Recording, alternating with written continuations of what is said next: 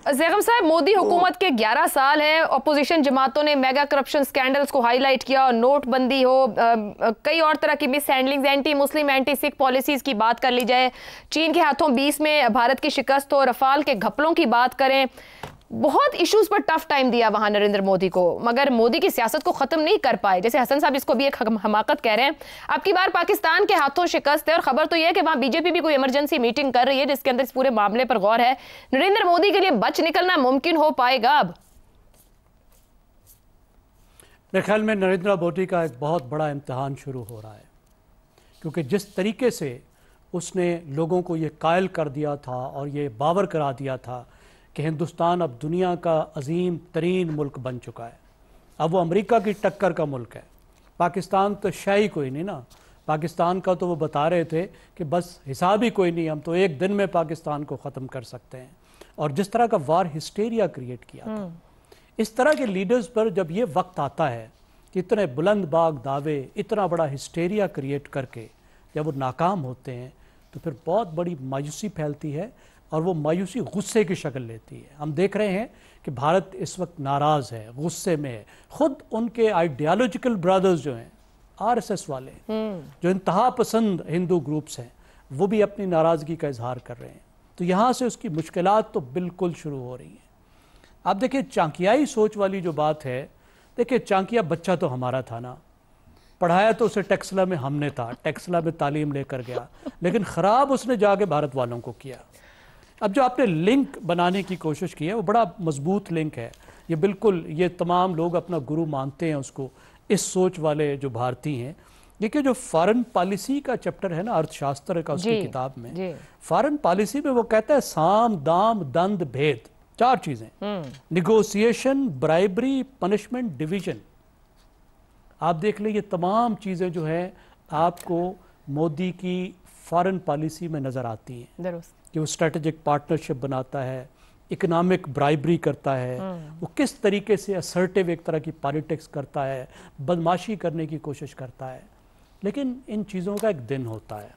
दुनिया बहुत आगे निकल गई, बिल्कुल ठीक कहा हसन साहब ने, एक मुख्तलिफ तरह की डिप्लोमेसी की ज़रूरत है। सही। इस तरह की जो बदमाशी होती है उसकी एक लिमिट्स होती हैं। आप देखिए, पूरा रीजन उससे निकल गया, छोटे छोटे मुल्क इस रीजन के उसको लिफ्ट नहीं करा रहे। बिल्कुल सही। तो बड़े मुल्कों को तो छोड़ें, ताकतवर मुल्कों को, रीजन में कौन सा मुल्क है जो उसके साथ खड़ा है? ठीक हो गया। तो मेरे ख्याल में अभी उसकी वापसी का सफर तो बिल्कुल शुरू हो गया।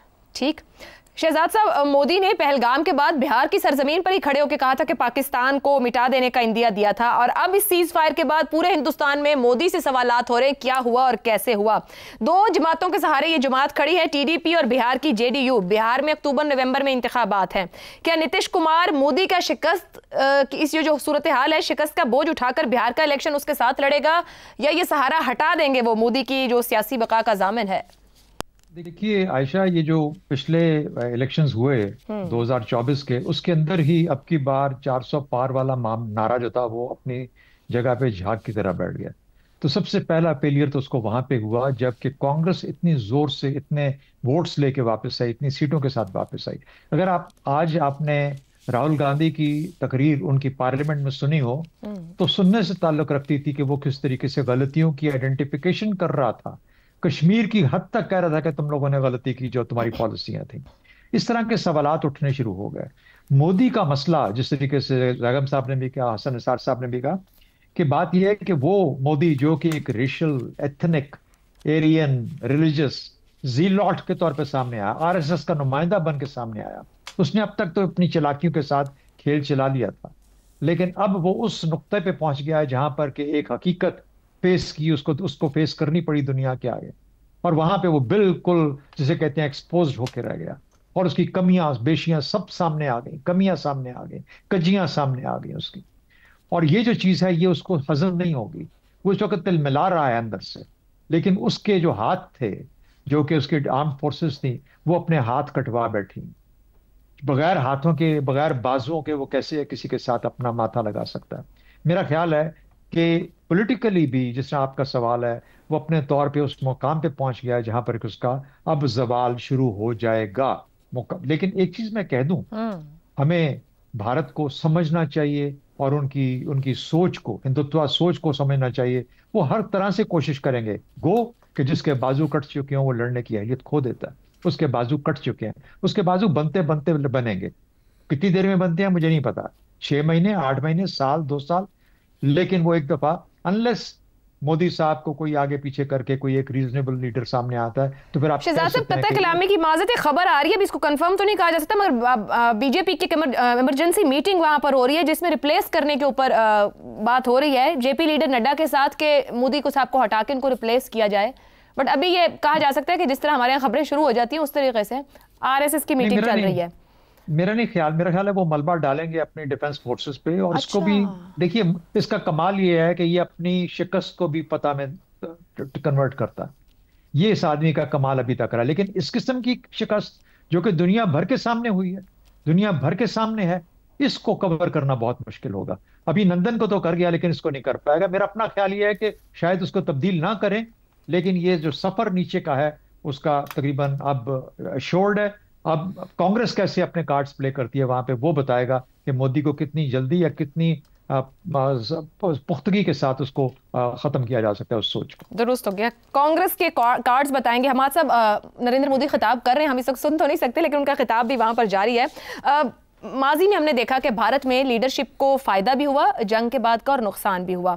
नेहरू जैसा स्टेट्समैन जब चीन के हाथों 62 में शिकस्त होती है तो उसकी ताब नहीं ला पाता, 65 की शिकस्त के बाद 66 में ताशकंद होता है तो लाल बहादुर शास्त्री साहब नहीं संभाल पाते इस सूरत हाल को।